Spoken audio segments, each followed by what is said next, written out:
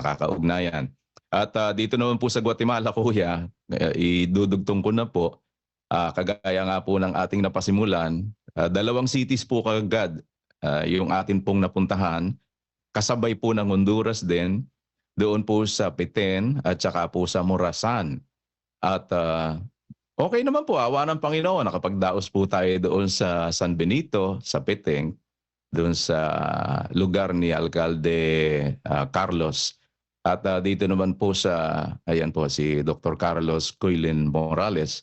Masaya sila dahil marami-rami po ang ating mga napaglingkuran. Ganon din po doon sa Morazan. Siguro kung po pwede po nating ilagay yung ating, yung ating tali diyan po sa Honduras at sa Guatemala. Yung pong una siguro sa medical mission, kuya, awa po ng Panginoon, nakapagbigay po tayo ng mga serbisyo sa medical mission with a total of 4,530. Yan po yung ating mga in total na naipaglingkod. Kasama po dyan yung medical, na general, anong tawag dito, medicine na ipinaglilingkod ng mga doktor natin. May optical din po kasi tayo, meron din po tayong dental, meron tayong physical therapist. At yung mga serbisyo po, tuloy-tuloy mga kapatid, sabay-sabay for the last week hanggang weekend, magkakaibang location. At yan pong nakikita natin dyan po sa ano po yan, sa Petén, sa San Benito. Yun po yun si Dr. Carlos, yung kanilang alkalde. At yan po ang free store natin doon. Kuya, yung pong tinatanggap ng mga tao, tuwan-tuwa sila kasi sabi po nila, ito, kung tutumbas po nila sa sweldo nila, yung naiuwi po nila, 4 na araw nilang pagtatrabahuhan po yon.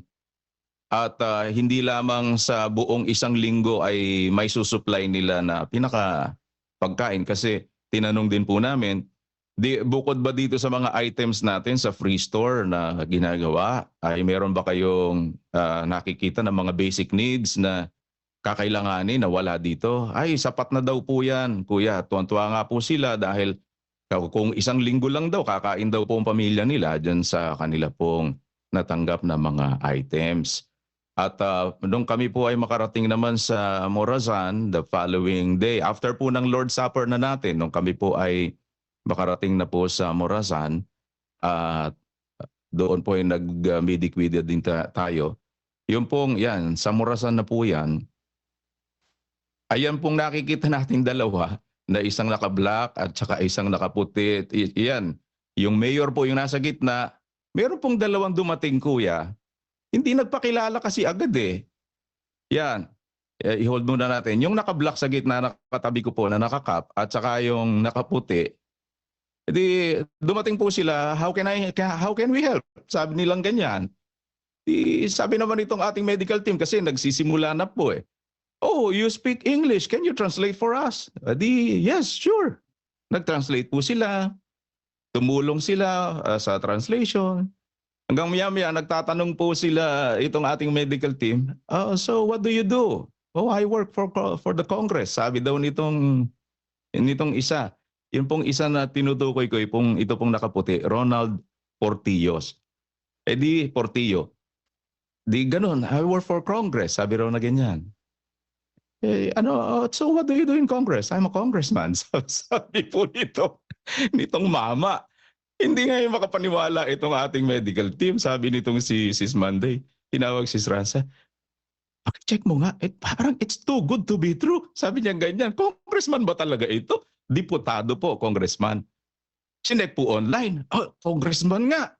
Tiningnan ngayon nung isa, nung kausap naman po, itong isa na naman, yung naka-black naman, binigyan niya ang pangalan niya, congressman din pala. Ito po, yan. Si Congressman po yan, Cesar Rodas. Di nagulat po itong medical team kasi inutos-utusan po nila sa simula eh.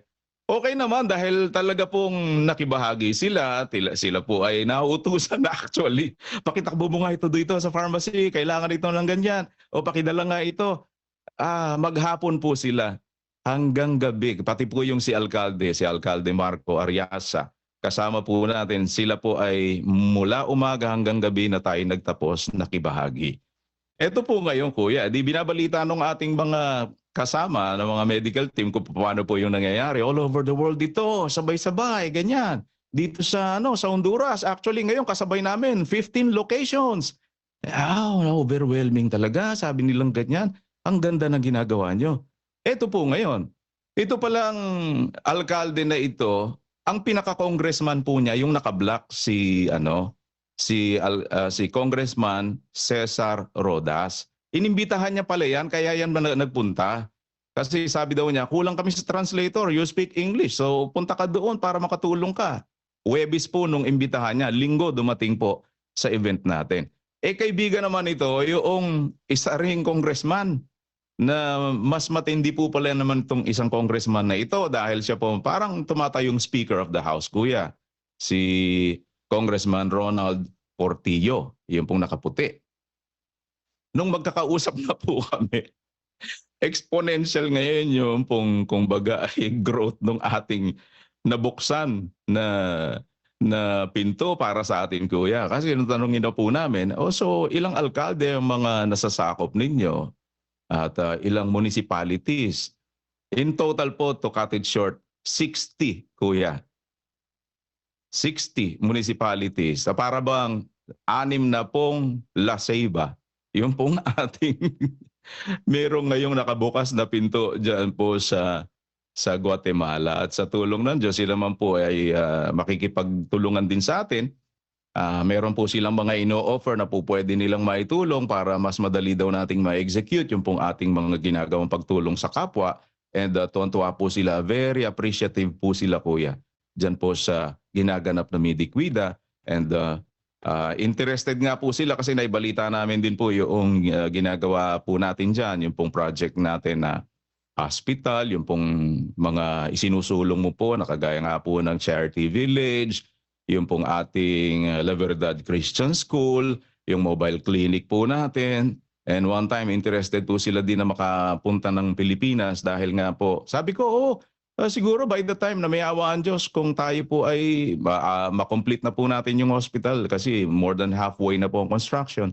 Sabi namin, may awaan Diyos, tingnan natin kasi para makita nyo rin ang personal. Kasi hinanap ka po nila tinanong ka po nila, sino ba yung leader ninyo? Pinakita ko po. Sabi ko, halos kasing gwapo ka lang siguro ng konti. Sabi ko sa kanya, bata pa po kasi yan Yan si Congressman Ronald. Pero tinan mo, hawig kayo. Sabi ko ganyan, magsimpogi kayo. Sabi ko ganyan. At maraming project, maraming idea si Hermano Daniel Rason. Kung makikita nyo ng personal, mas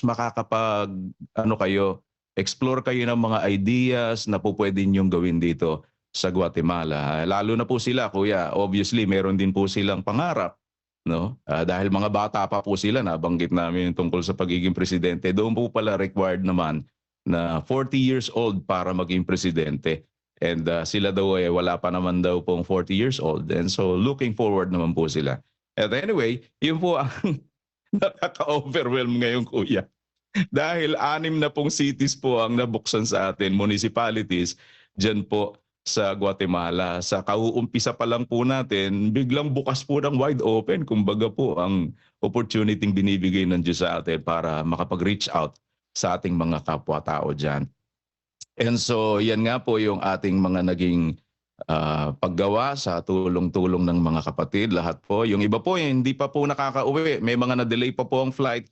Nasa mga flights pa po ngayon at yung iba naman by land travel dyan po sa Central America ay papauwi pa lamang yung mga kapatid natin dahil nagtawid-tawiran din po ng bansa yung mga kapatid nating Latino para po makibahagi sa lahat ng locations na yan na talagang awa ng Panginoon, nakaraos ng gano'n. Gawa po ng Diyos talaga, mararamdaman mo Yung pong ating mga pagtutulong-tulong na ganito, mga kapatid, it's enormous. Kasi pwede po siguro nating ilagay uli yung naging total. Dito pa lamang, hindi pa po kasama yung ibang mga Latin American countries hanggang doon sa Brazil. Inihahanda lang po natin yung pinakatalagang grand total. Diyan po sa medical mission nga po, ang naging total na services na ibigay po natin sa mga napagkalooban ng ganyang benepisyo ay 4,530. At sa free stores naman po, ayan po yung grand total natin. Sa Guatemala at saka sa Honduras lang po yan, meron po tayong 1,789 na beneficiaries. Pamilya po yan, ibig sabihin. Kung times 4 po natin on the average, yun pong mga bibig na kumbaga nga po ay makakakain dahil sa isang pamilya on the average po siguro yung mga 4, nasa 8 to 10,000 na mga tao po, awa ng Panginoon, ang malalamnan ang kanila pong mga tiyan na kumukulo. Marami po talagang mahihirap din dito sa mga bansa na ito at salamat sa Diyos dahil tayo po ang nagiging maliit na kasangkapan, lumiliwanag para po tayong, sabi ko nga po, nai-imagine ko sa isip ko, kuya, para tayong bawat siyudad ay meron pong nasisindihan na ilaw na gano'n eh. Dahil sa dami po ngayon ng nabubuksan at sa tulong naman ng Diyos ay nakikita natin ang pagliliwanag ng ilaw na dala ng MCGI. Tuwan-tuwa po ang mga tao at very appreciative sila. Yung pong ibang mga, siguro sa mga AVP natin, ihanda lang po namin, hindi po nakaayos pa dahil yun nga po, nagtanda-delay-delays ng mga flight, pati po pa mga subtitle, yun pong mga yung pong mga ganun din ang mga pahayag ng mga tao, pati po itong mga politiko, ihanda lang po kuya. Sa ibang mga reports po, kung may awa ang Panginoon ay mailalabas po natin. Yun lang po, short report lang po muna kuya. Salamat po sa Diyos. Maraming salamat, Bro Josel. Ibig sabihin, talagang yan. Ang ating pag-asa naman palagi ay ang kabutihan ng Panginoon. Ang atin lamang na tulong-tulong na sinisikap na magawa ay yung maging bahagi tayo ng pagpapahayag talaga ng karangalan ng Diyos na tumawag sa atin. At yan ay nakapaloob. Bagay, bukas pa naman ang prayer meeting sa ating mga dapat na magawa na kalooban ng Diyos. Salamat sa Panginoon at sana ay mapagtiyagaan niya tayo na maging mga maliliit na kasangkapan ng kanyang kabutihan ay makarating sa ating mga kapwa-tao, sa ating mga kapatid, na patuloy tayong makapaglingapan sa isa't isa. O kapatid na Rodel, ano bang pinagbubulay-bulayan mo? Opo kuya, nandun pa rin po tayo sa paraan ng ating pamumuhay. Naawa ng Panginoon ay salamat po sa Diyos, nakita natin yung mga detalye na para maging mas aware po tayo kung paano tayong lumalakad, paano tayong gumagawa, at doon naman sa mga puntong kung minsan ay nagkakamali nga tayo, nagkukulang tayo, ay huwag pa rin tayong malamangan ng kalaban para naman tayo ay ma-sway doon sa kanyang gusto.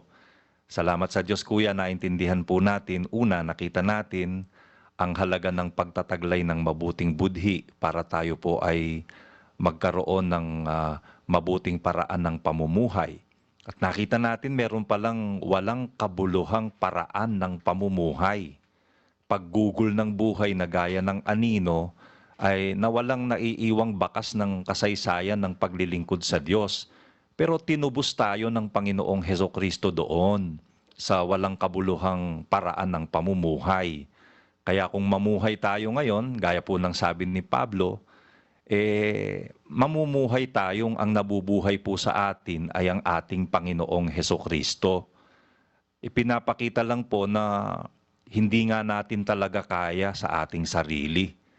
Isang dahilan din yon kaya ibinigay ng Ama ang kanyang bugtong na anak para tayo makapamuhay ng mabuting paraan ng pamumuhay.